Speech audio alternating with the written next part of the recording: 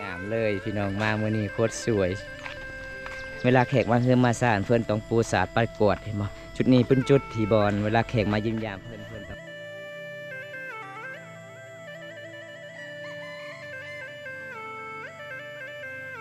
แห้งออกแดดแห้งขาวเนาะมาอยู่เลย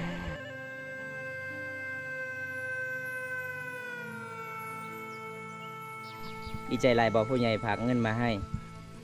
ดีใจเนาะ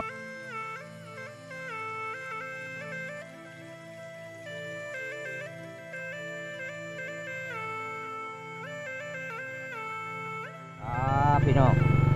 ก่อนสิเดินทางบ่บ้านนี่พี่น้องไว้กะว่าแม่นธรรมดาเด้อพี่น้องสาวบ้านเขาเจ้าก็สิมาเฮ็ดหัวเห็นบ่เขาเจ้าสิมาตัดไม้หลายๆสิมาเฮ็ดหัวอ้อมส่วนอ้อมไห้พี่น้องบอกพี่น้องรถเขาเจ้าแก้มันสำปะหลัง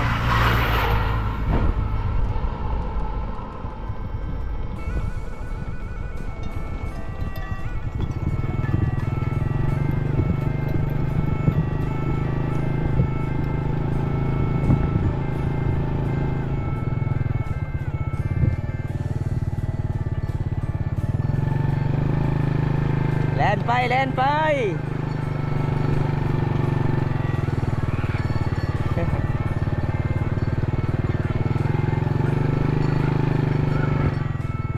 เต้าตะยันเลยนักตะยัน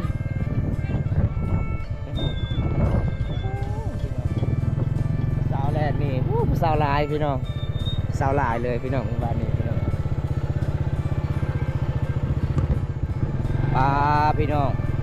ก่อนสีหอดหมู่บ้านนี่วิวธรรมศาสตร์สวยสดงดงามเลยพี่น้องเอ้ยอันนี้เห็นบ่ก่อนสีขาวหมู่บ้านนี่ก็จะเป็นกกมะพร้าวเลยบ่พี่น้องประมาณเย็นๆเนาะแม่เย็นลายเลยคือนี่พี่น้องเป็นหมู่บ้านเขตชนเผ่าโต้ยพี่น้องเขตนี้พี่น้องมีที่กกมะพร้าวล้วนๆเลย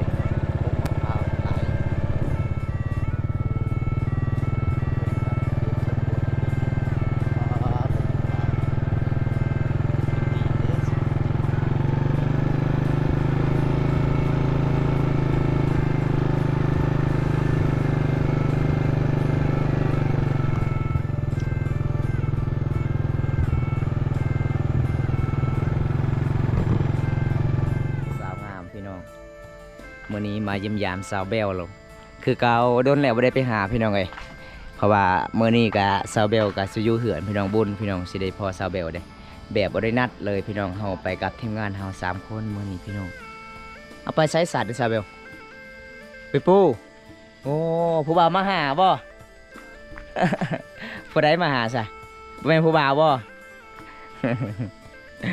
นี่เห็นบ่มาเฮือนมาศาลเพิ่นก็ใจดีหลายเลยพี่น้องเพิ่นก็เวลาแขกมาเฮือนมาศาลเพิ่นก็มาปูศาสตร์ได้สิลงได้บ่สาวเบลป่าโคตรงามเลยพี่น้องมามื้อนี้โคตรสวยเวลาแขกมาเฮือนมาศาลเพิ่นต้องปูศาสตร์ปัดกวดเห็นบ่จุดนี้เป็นจุดที่บอลเวลาแขกมายิ้มยามเพื่อนต้องนั่งเล่นอยู่นี่แหละพี่น้องนั่งคุยจุดนี้พี่น้อง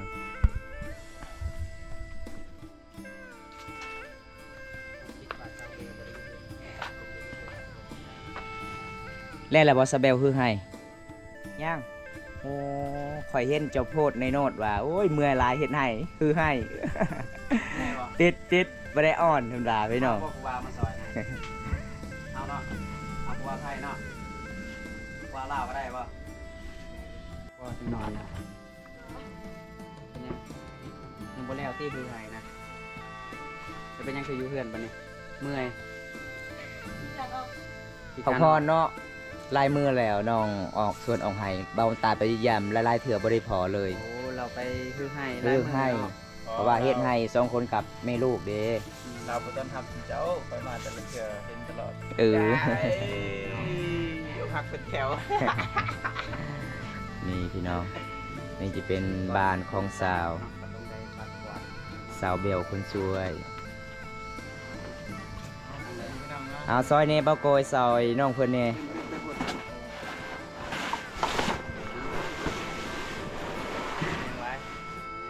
สาวซื้อสาวต้นหักเบาคำเนาะ นาะทุกคนเราผ่านมามื้อนี้น่ะได้เห็นคาเฟ่นี่คือพอดีเลยแหละ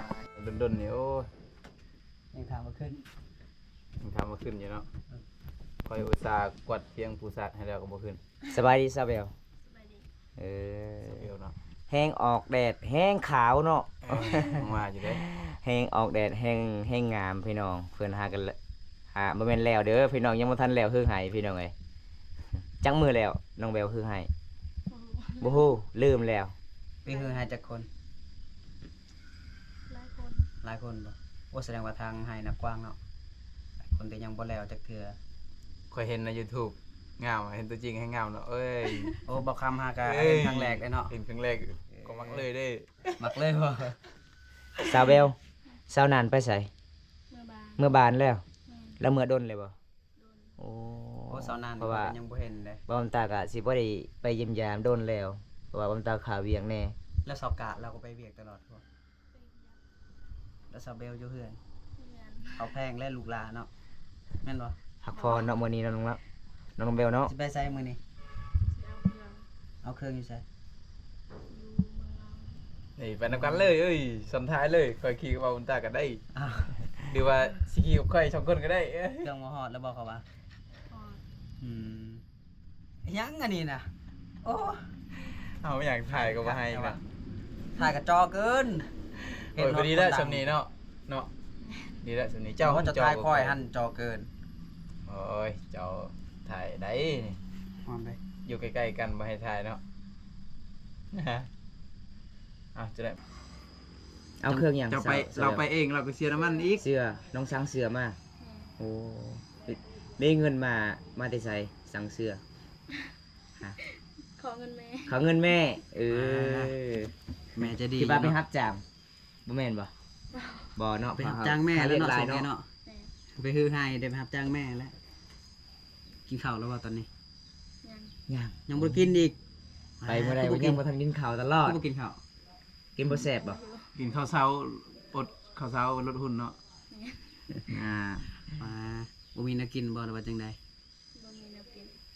ก็ซื้อหมีมาลวกกินติ บ่มีเงิน บ่มีเงินสิไปเอาเครื่องน่ะได้เงิน ซื้อหมีน่ะบ่ได้ ไปเอาเครื่องต้องของกันนี่แม่เนาะ แม่ อืมยังบ่ได้กินข้าวสาวบ่อยากบ่ สาวเบลมีแฟนหรือเปล่า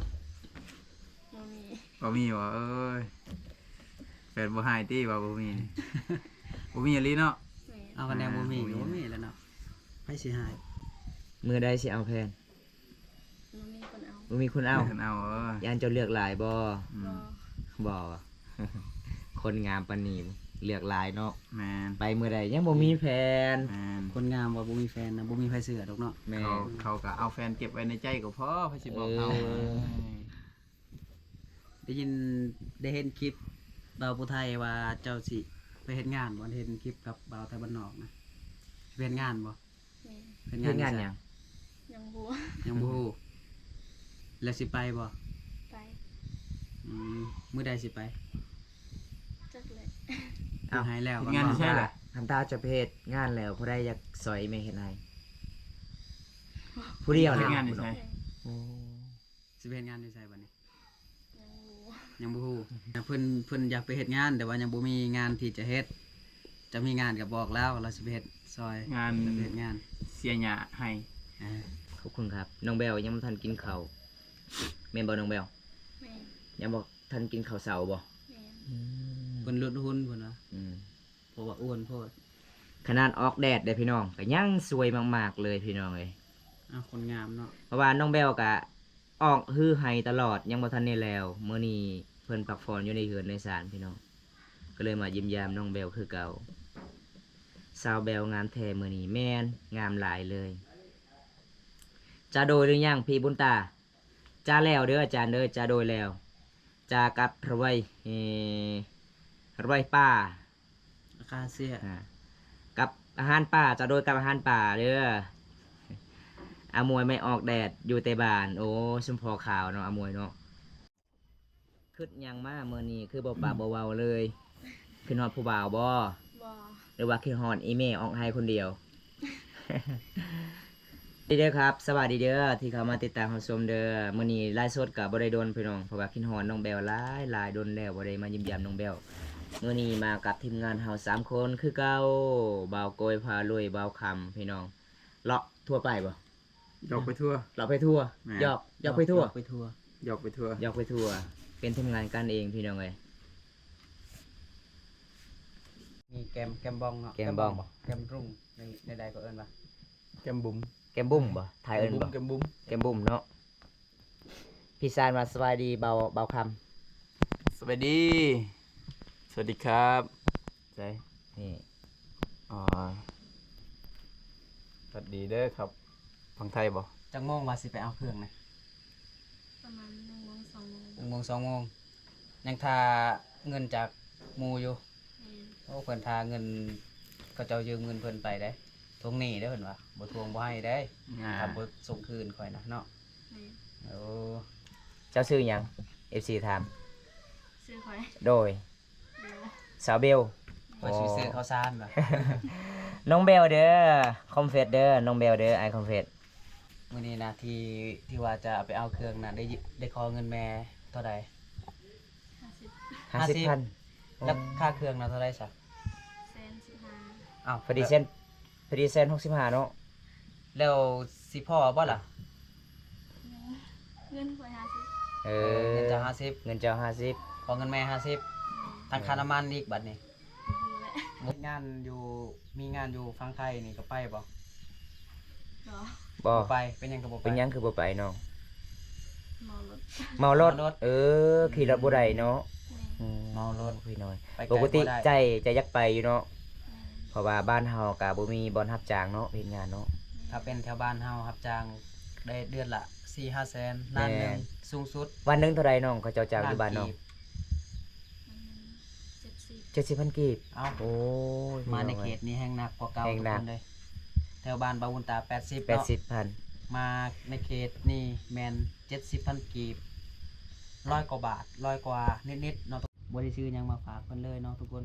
เพราะว่าเฮาก็บ่ค่อยได้มีงบเนี่ยเนาะอันนี้ก็มาเล่นมาเว้ามาหยอกกันนี่แหละ มายำยามเพิ่นเนาะมื้อนี้เจ้าสิไปใส่เกาะไปเอาเครื่องเนาะ แม่น สิไปจักโมง 2 โมง 2 โมงแต่ว่าเฮามามื้อนี้ก็มีของฝากมาให้เพิ่นอยู่ดอกของฝากจากผู้ใหญ่ใจดีจากฝั่งไทยเนาะเดี๋ยวสิเอาของฝากให้เพิ่นก่อนเพิ่นผู้ใหญ่ใจดีเอาของฝากมาให้เพิ่น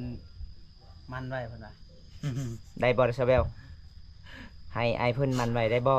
ได้ ได้เนาะ ได้แท้บ่ 3,000กีบได้ มันได้บ่น้อง เรียกข่อยนะอันนี้เป็นเงิน